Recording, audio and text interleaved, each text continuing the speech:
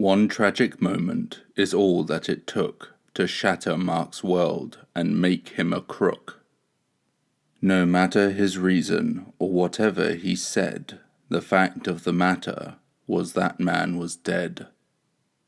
For clarity's sake, on the dire assault, an accident true, but also his fault. While hunting away in a forest close by, Mark lay in wait, a keen look in his eye.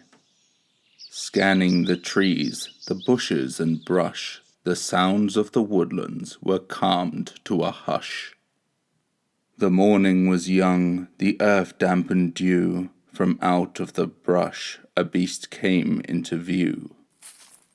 A thick furry hide, a large jolly girth, it looked like a boar as it pushed up the earth. It snaffled its food, this prize-winning game. Mark readied his gun and slowly took aim. A chill in the air, his blood running hot, a steadied exhale, then Mark took his shot. The beast toppled over without struggle or sound. One moment it stood, now it lay on the ground. He'd nailed the shot, but not wasting more time, he moved from his perch and down he did climb. Mark was ecstatic, such incredible luck. He may need some help loading it onto his truck. He ran over to where the beast met its demise, but stopped in his tracks when stood over his prize. Mark only froze from the onset of dread. It wasn't a boar, but a person instead. A wild-looking man, dressed in all pelt, stained with his blood from the blow he'd been dealt. Dirt covered his mouth, some bugs wriggled out. He'd been eating them, there wasn't a doubt. He'd lived in the woods, just out of his mind. Ragged and withered, the years hadn't been kind. Mark stumbled back. Just what had he done? He wanted to flee, get away and just run. Stopping himself, he tried to think clear, which didn't come easy through the onset of fear. He could call the police and tell them the truth. Perhaps they'd believe him. Would they see the proof?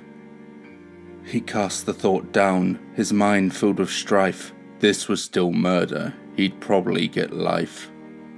What could he do? This just wasn't fair. To face punishment, he just wouldn't dare. He thought and he thought, there must be a way to be rid of this mess and end his dismay. Then in a flash, a plan came to mind to dispose of the body and leave this behind. He covered the body with a large camo net, then made for his truck. His mind was now set. He collected a shovel and dug a deep hole. He'd bury the body and not tell a soul.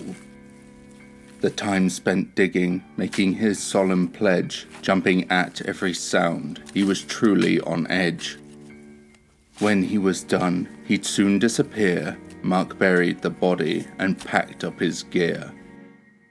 He made several checks to leave nothing behind, as if he never came, there'd be nothing to find.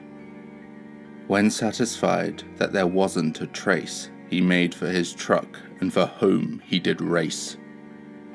Days passed by without repercussion, no word of the wild man, no news or discussion. Those days turned to weeks since first left dismayed, and after some time Mark's worries did fade. No one was the wiser, for he'd kept his head low, acting normal as ever, and no one could know. Despite being free from his crime, so it seems, he could not escape what he did in his dreams. So for a break, he made for a diner where the coffee and pie just couldn't be finer. While eating away at his hot apple pie, he glanced out the window where a man caught his eye. A gaunt, frail figure stood across from the street, wearing torn, ragged clothes, but stood in bare feet. Long strands of white hair hanged patchy and thin, so starved and malnourished, bones pushed through his skin. The man only stood, not shifting his stance. Mark could not break from what had been a glance. The old man then moved, which set off an alarm. Mark followed his movement as he stretched out his arm. He was pointing at Mark. What was going on? He'd just look away, and soon he'd be gone. Mark gave it a moment, not wanting to check, but he then felt a chill scurry up on his neck. This made him react, and so turned his head, but much his relief, the man must have fled. "Some people are crazy," he said with a scoff. Mark paid up his bill, and soon he was off. The day was quite nice, and he wanted some air, so he walked around town, blissfully unaware. As he was walking, the town was quite loud, but despite all the noise, was a call in the crowd. "Repent." He couldn't quite hear, but it might be a voice. He brushed it aside, a sensible choice. Making up plans as the crowd he walked through, but the voice didn't fade. It grew and it grew. "Repent." Mark looked around, just trying to see the source of the voice. Just where could it be? "Repent." He now couldn't take it, and the source he soon found. The old man stood staring as the people moved round. Mark froze in place at the cold sudden shock, the crowd weaving through like waves to a rock. The two locking eyes, Mark stood in torment when he heard the old man just repeating, "Repent." "Repent." Mark saw him clearer. His eyes were milk white, with dark tired rings to add to this sight. His face appeared dry, his skin was so cracked, his teeth broken jagged, though most he now lacked. Mark drew some glances, as if he was absurd, yet none saw the man who kept saying that word. "Repent." Mark stepped away to avoid him and leave. Was this guy for real? He just couldn't believe. Step after step, Mark hurriedly walked, but felt the man's presence. He was being stalked. At breaks in the crowd, he could see the man there, brief glimpses of him, as if everywhere. "Repent." Mark broke away and made for his truck to flee from this man and the fear he had struck. Hours passed by, and night had arrived. This very odd day young Mark had survived. He sat at home, still clearing his head. That crazy old man had him shaking with dread. Mark wasn't weak. He could put up a fight, but this whole situation just enraptured his plight. He had to relax as much as could be, so Mark grabbed a beer and watched some TV. He watched some movies, stand-up and shows, which eventually settled and silenced his woes. His eyes growing heavy, body tired and stressed. In the small early hours, it was now time for rest. So hauling himself upstairs to his bed, dragging his feet wherever he tread, he got to his room, dropping clothes in a heap. Mark climbed into bed and soon fell asleep. Sleep had come easily, but despite what it seems, there was little rest to be found in his dreams.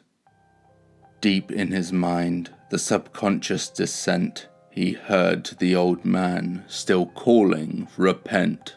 "Repent." This tormented Mark, in sleep he did shake, then in a cold sweat he did suddenly wake.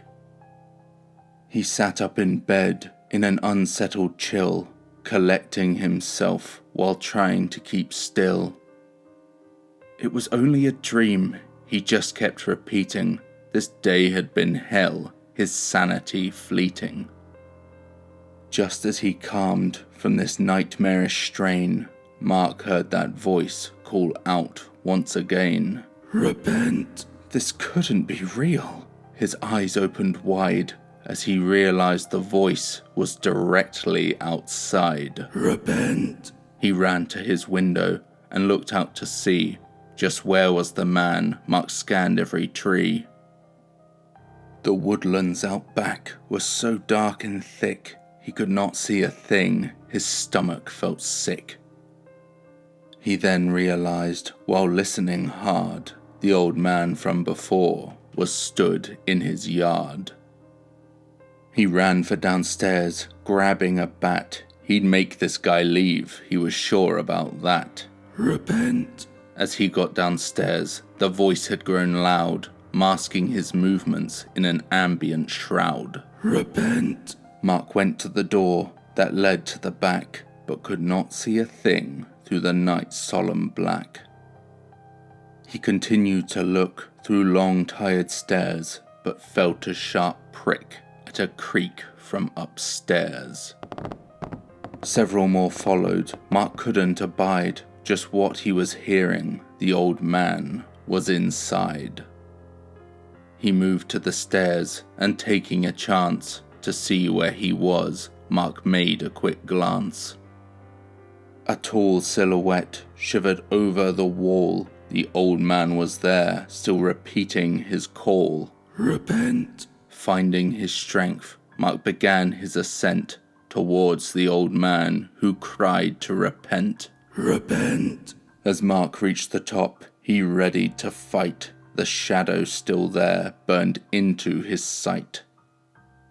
With one giant leap, he made the top stair, but much to his horror, he saw nobody there. The shadow was gone, but the voice was still calling. Mark's heart beating hard, his courage was falling. "Repent." He couldn't take it, the fear and the doubt, this madness unending, he had to get out. Mark ran back down and grabbed for his keys. He ran out the door into night's chilling breeze. Starting his truck, it awoke with a roar. He didn't waste time, and his foot hit the floor. He drove through the dark with much frightened scorning. He made several turns without any warning. Glancing outside, he caught sudden flashes of the old man approaching in unforeseen dashes. "Repent." He tried to ignore it, but at the call of the voice, Mark set his mind. There was no other choice. "Repent." He knew where to go, and so with much speed, he'd confessed what he'd done, that dark, awful deed. "Repent." He'd do anything to make the call cease, and so made his way towards the police. "Repent." He got to the station and bolted inside. He confessed what he'd done. The truth wouldn't hide. They took him away to sit tight in a cell. He didn't resist and complied very well. His nerves were still shot. He was tired and drained, but he did as was told and never complained. Mark sat in his cell, still ragged and tense, but softened himself upon hearing the silence.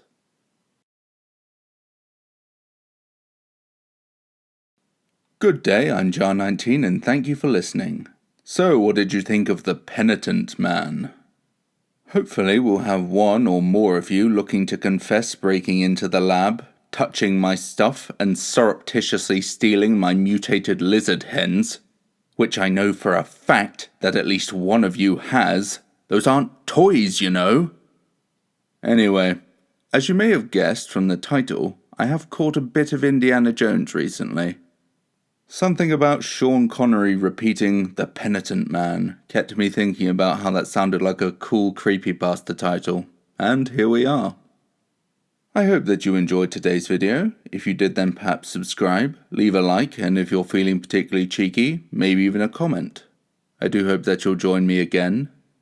Stay safe, sleep well, but remember, here we make monsters.